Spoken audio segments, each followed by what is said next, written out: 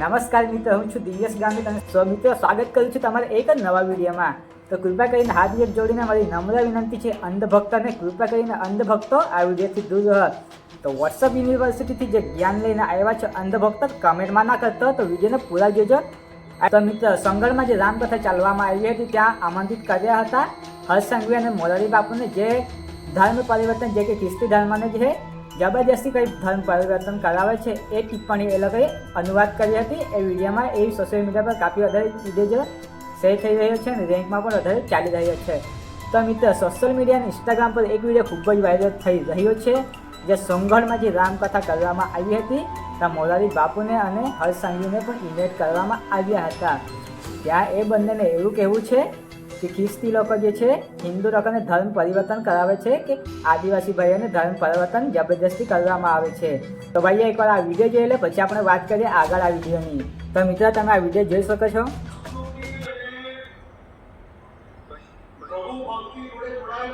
તો આ વિડીયો તમને જોડી દો, જોઈ લેજો વિડીયો તમે।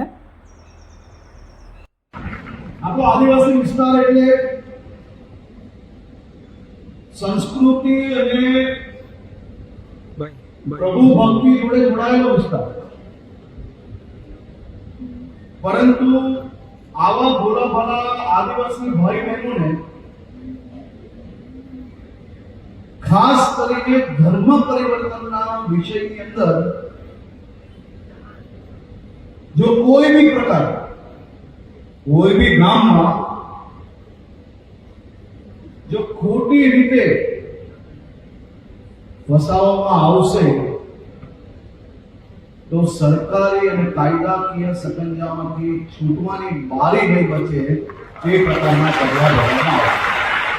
ખાતે કથાકાર આપણે મોરારીજી બાપુજી આવ્યા અને એમણે કીધું કે ભાઈ શિક્ષકો દ્વારા આ વિસ્તારોમાં એટલે કે આદિવાસી વિસ્તારોમાં ધર્માંતરણ કરવામાં આવે છે, પણ આજ દિન સુધી એવી કોઈ ફરિયાદ અમને મળી નથી ને અમારા ધ્યાને આવ્યું નથી કે શિક્ષકો ધર્માંતરણની પ્રવૃત્તિ કરતા હોય।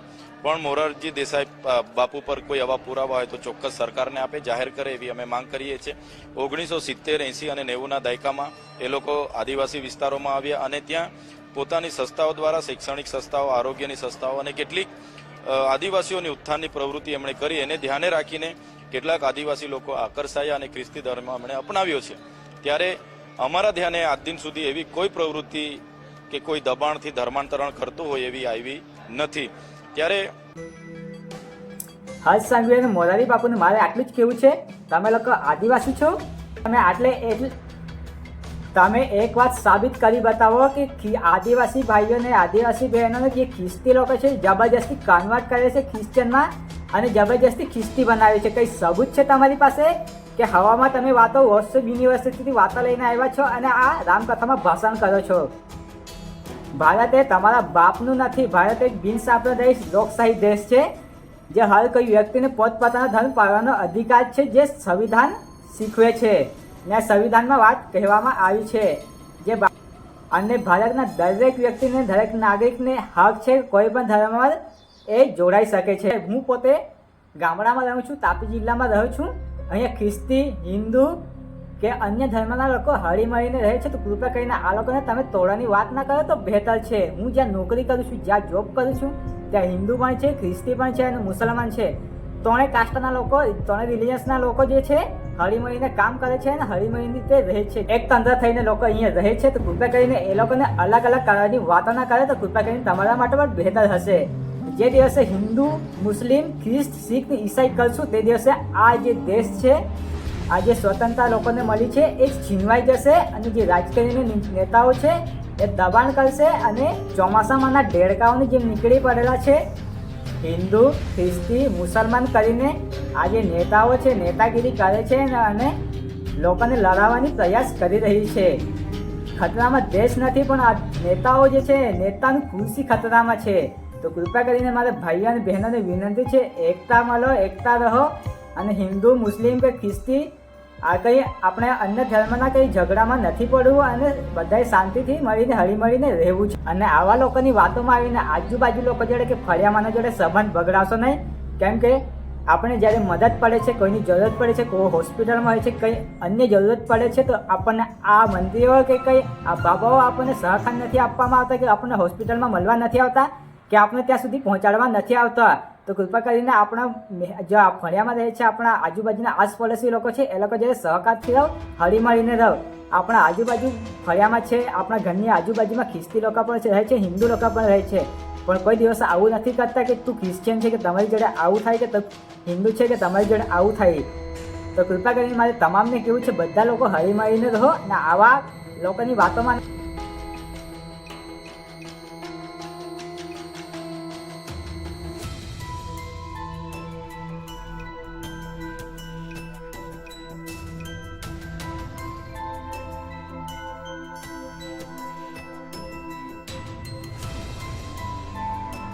તો મિત્રો આ વિડીયો તમે જોઈ રહ્યા છો. આ વિડીયો છે નેત્રાંગ તાલુકાના ચાસવાડ ગામમાંનો છે. તો તમે આ વિડીયોમાં જોઈ રહ્યા છો કેવી રીતના લોકોના ઘરને અહીંયા તોડવામાં આવે છે. આ એ જ ઘર છે, આદિવાસી ભાઈઓના ઘર છે, આદિવાસી બહેનોના ઘર છે, જે અહીંયા પહેલેથી વસે છે, જળ જંગલને બચાવે છે. તો આ જોઈ લો તમે વિડીયો. આવી રીતના લોકો પર દબાણ આપવામાં આવે છે, બિનકાયદેસરી જો હોય આવી રીતના એક્શન લેવામાં આવે છે. તો હવે હર્ષ સંઘવી ક્યાં ગઈ તમારી નેતાગીરી? આ બંધ કરાવો. લોકોને ઘરો કેમ તોડો છો તમે? જરૂરત છે ગામડામાં લોકોને સારું શિક્ષણ, સારું અભ્યાસ, સારું ઘર, મકાન, પાણી અને અર્થવ્યવસ્થાની અહીંયા જરૂર છે. તો તમે કેમ એ વાત પર ધ્યાન નથી આપતા? અને જે હિન્દુ, ક્રિશ્ચિયન, મુસ્લિમ જે તમે કરી રહ્યા છો, લોકોને તોડવાની તમે વાત કરી રહ્યા છો, તો આવા ચર્ચા પર તમે ધ્યાન આપો. તો જ્યારે કંઈ આવો બનાવ બને છે, આદિવાસી ભાઈઓ પર જે છે અત્યાચાર કરવામાં આવે છે, બિનકાયદેસર જો આવી રીતના ઘરોને તોડવામાં આવે છે, તો ત્યારે તમે લોકો ક્યાં મરી જાઓ છો? કેમ? ત્યારે લોકોના ઘરે તોડવામાં આવે છે ત્યારે તમને આદિવાસી નથી દેખાતા? રીતિ રિવાજ અને પરંપરા તમને યાદ નથી આવતી? કે તમે ખાલી રામકથામાં ભાષણ કરવાનું આવડે છે તમને? આ લોકો પણ આવા મુદ્દા પર વાત કરો. લોકોના ઘરો તોડે છે, આ લોકોને સહાય આપો, લોકોને મકાન અપાવો. આજે પણ અમુક ગામડા એવા પડેલા છે જ્યાં રસ્તાઓની સમસ્યા છે, જ્યાં પાણીની સમસ્યા છે. મારા ખુદના ગામમાં પાણીની સમસ્યા છે.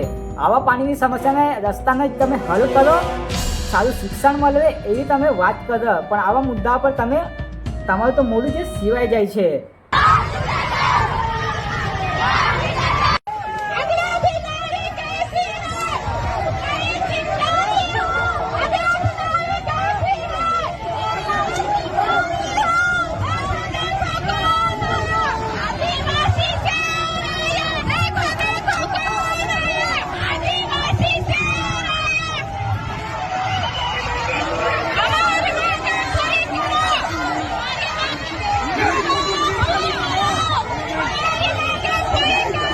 જિલ્લાના વ્યારા ખાતે આવેલા સિવિલ હોસ્પિટલના ખાનગીકરણ મુદ્દે હોસ્પિટલની બહાર આદિવાસી સમાજના લોકો અનિશ્ચિત મુદ્દતના ધરણા પર પ્રદર્શન કર્યા હતા. હોસ્પિટલ સરકારી રહે, તેનું ખાનગીકરણ નહીં થાય તેવી માંગ કરવામાં આવી હતી. તાપી જિલ્લાના વ્યારા ખાતે આવેલા સિવિલ હોસ્પિટલના ખાનગીકરણ મુદ્દે હોસ્પિટલની બહાર આદિવાસી સમાજના લોકો અનિશ્ચિત મુદ્દતના ધરણા પર બેઠા હતા. તેઓની માંગ છે કે હોસ્પિટલ સરકારી જ રહે અને તેનું ખાનગીકરણ નહીં થાય.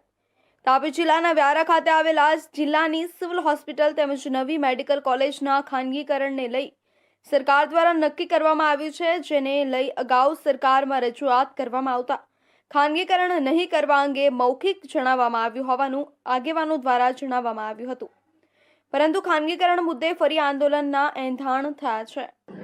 તમે આ વિડીયો જોયા, આ વિડીયોના મુદ્દા પર આપણે વાત કરીએ તો આ વિડીયો છે આપણે વ્યારા રેફરલ હોસ્પિટલમાં, જે કે સરકારી હોસ્પિટલ છે, જે કે હવે ખાનગી થવા જઈ રહ્યું છે. તો કૃપા કરીને તમામ ભાઈઓને વિનંતી છે કે આ વિડીયો જોજો, આખો વિડીયો જોજો, વિડીયોને શેર કરજો. તો વ્યારાના આજુબાજુના કંઈ તાપી જિલ્લામાંના કંઈ આટલા ગામડાના વિસ્તારમાં કંઈ આટલા બધા લાખો રૂપિયા લોકો પાસે નથી કે જે આપણી ઈલાજ જે છે તે ખાનગી હોસ્પિટલમાં જઈને કરાવી શકે. જેમ તેમ કરીને લોકો પોતાનું જીવન જે જીવી રહ્યા છે અને આવી મોંઘવારીમાં પણ જે છે એ લોકો ખાનગી હોસ્પિટલમાં પણ જઈ રહ્યા છે. હવે આપણે આવીએ મિત્ર મેઇન મુદ્દા પર. તમે આ વિડીયો જોઈ રહ્યા છે, આ વિડીયો છે આપણા વ્યારાના તાપી જિલ્લાના રેફરલ હોસ્પિટલનો વિડીયો છે. તો મિત્ર આ જે હોસ્પિટલ જે ખાનગી થવા જઈ રહી છે, તો આ જે હોસ્પિટલ ખાનગી ના થવા જોઈએ ને, જે આપણા ગામડામાં જે કે તાપી જિલ્લામાં આપણા આદિવાસી ભાઈઓ જે અને જે આપણા તમામ ગામડામાં આજુબાજુ લોકો રહે છે, તો તમે લોકોને નમ્ર વિનંતી છે કે આ વિડીયોને શેર કરી નાખજો. તો આ વિડીયો પણ આ મંત્રીઓ માટે છે, ખાસ કરીને ધ્યાનથી સાંભળજો મંત્રીઓ પણ. આ જે હોસ્પિટલ છે લોકો ગામડેથી દૂરથી અહીંયા આવીને ઇલાજ કરાવે છે, કેમ કે અહીંયા મફતમાં જે ઇલાજ થઈ રહ્યું છે.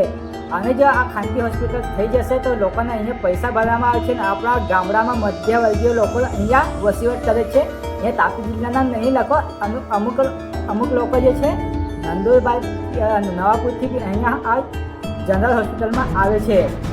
તો કેમ આવે છે? કેમ કે લોકો પાસે આટલા લાખો રૂપિયા નથી કે એ લોકો ખાનગી હોસ્પિટલમાં જઈને આપણું કે આપણી પરિવારના કઈ કોઈ સદસ્ય બીમાર હોય તેની ઇલાજ ના કરાવી શકે. તો કૃપા કરીને મારી આટલી વિનંતી છે, આ હોસ્પિટલ સરકારી છે ને સરકારી રહેવું જોઈએ. આવા મુદ્દા વિશે સરકાર વાતો ના કરશે, કેમ કે સરકારને બધું જ વેચવું છે, આને પણ ખાનગી કરવું છે. આ બધું જ વેચાઈ જશે તો ગામના લોકો ક્યાં જશે? ગરીબ લોકો, મધ્યવર્ગીય લોકો ક્યાં જશે? તો આપણા ગામડામાં કંઈ આટલા લાખો રૂપિયા નથી લોકો કમાતા કે કરોડો રૂપિયા નથી કમાતા કે જે પોતાનું ઇલાજ કે પોતાની ફેમિલીમાંથી કંઈ પણ મેમ્બર છે એમનું ઇલાજ ખાનગી હોસ્પિટલમાં જઈને કરાવે.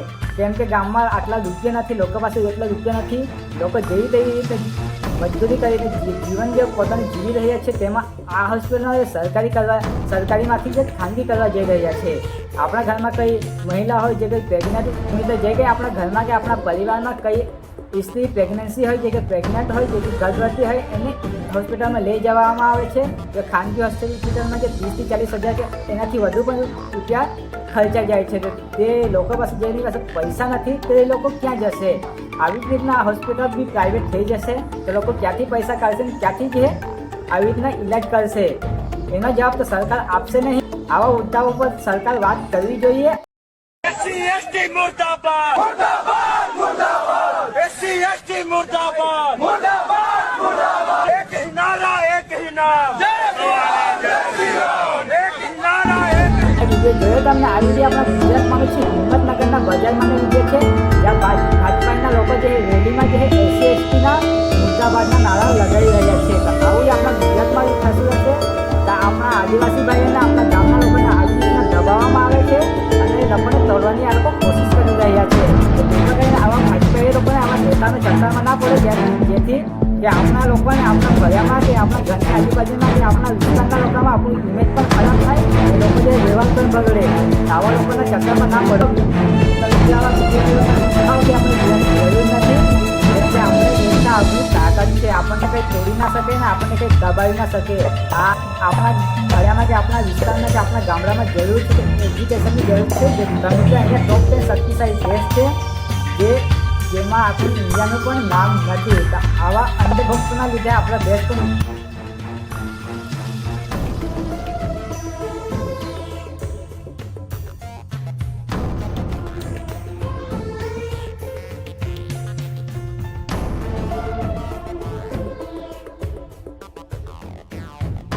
તો મિત્રો આ કેટલીક શર્મજનક વાત છે. જે અહીંયા ચર્ચ છે, લોકો અહીંયા બેસવામાં આવે છે, જે પ્રભુનું ઘર માને છે, લોકો અહીંયા સ્તુતિ કરે છે, આરાધના કરે છે, પ્રશંસા કરે છે, પ્રભુ ઈસુ મસીહની મહિમા કરે છે. તે જ સ્થાનની લોકોએ અહીંયા અંધભક્તોએ અહીંયા આગ લગાવી દઈને એને તબાહ કરી દેવામાં આવી છે. તો કૃપા કરીને અંધભક્તોને મારી વિનંતી છે, કૃપા કરીને કોઈના દિલને ઠેસ ના પહોંચાડો ને આવી રીતના જે બનાવો છો તમે આવું કૃપા કરીને ના કરો. કોઈ પણ ખ્રિસ્તી વ્યક્તિ જે છે તમને મોઢા પર કંઈ ગાળો દેવામાં નથી આવતું કે તમારા મંદિરને કંઈ તોડવામાં નથી આવતું કે તમારા મંદિરમાં કંઈ પણ આવી શર્મજનક વસ્તુ કરે છે કે શર્મજનક એવો ઘાત કરે છે કે તમને ઠેસ પહોંચાડવામાં નથી આવતો. કૃપા કરીને ખ્રિસ્તી જોડે કે मुसलमान जोड़े આવું કોઈ ગલત કામ ના કરો કે લોકો તમને કે તમારા ધર્મને ગાળો આપે. वीडियो वायरल हुई है जी, उस बारे में जैसा श्री राम कहोगे तो खाना मिलेगा, उस बारे में आपका क्या? JCR का नारा लगाएंगे तो खाना देंगे. यहाँ हम किसी को, ये देखिए यहाँ 200-300 लोगों की लाइन लगी है, हम किसी को नहीं पूछ रहे हैं कि आप जो है ना वो अल्लाह अकबर बोलिए तो हम खाना देंगे. पेट जब भूखा है ना तो अल्लाह अकबर कहने की जरूरत नहीं है, आप आइए और खाना लेके जाइए. और जिसको राजनीति करना, महाराष्ट्र इलेक्शन चल रहा है, कहीं से टिकट ले लीजिए, इंडिपेंडेंट कैंडिडेट खड़े हुई और इलेक्शन में खड़े हुई है.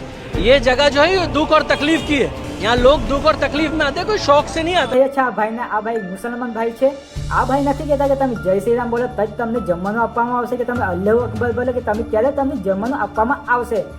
તો આ ભાઈ ધર્મના નામ પર જમવાનું નથી આપતા. આ ભાઈ ઇન્સાનિયતના નામ પર લોકોને જે જમવાનું આપે છે, લોકોની હેલ્પ કરે છે અને મદદ કરે છે.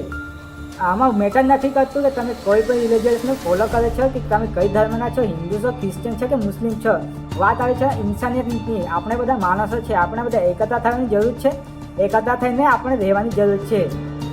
શું આપણને જ્યારે જરૂર પડે છે કે નેતાઓ નથી આવતા કે રાજકારણીના લોકો આપણને મદદ કરવા નથી આવતા, આસપડોશના લોકો, ગામના લોકો કે ફળિયામાંના લોકો જ આપણને મદદ કરવા આવે છે. તો તમામ જ્યારે હળીમળીને રહો, શાંતિપૂર્વક રહે, ત્યારે આપણું જીવન બી સરખી રીતના રહીશું. લોકો ત્યારે આપણે ઇજ્જત કરશે. જે તમને કંઈ ધર્મનો વિશે ખોટું બોલશો, ગાળો આપશો, તો ત્યારે તમારો ધર્મ કોઈ દિવસ પણ આવશે નહીં. આટલું તમે યાદ રાખશો. આ વિડીયો કોઈના હેટ માટે નથી, કોઈના ધર્મને ખોટું લગાડવા માટે નથી.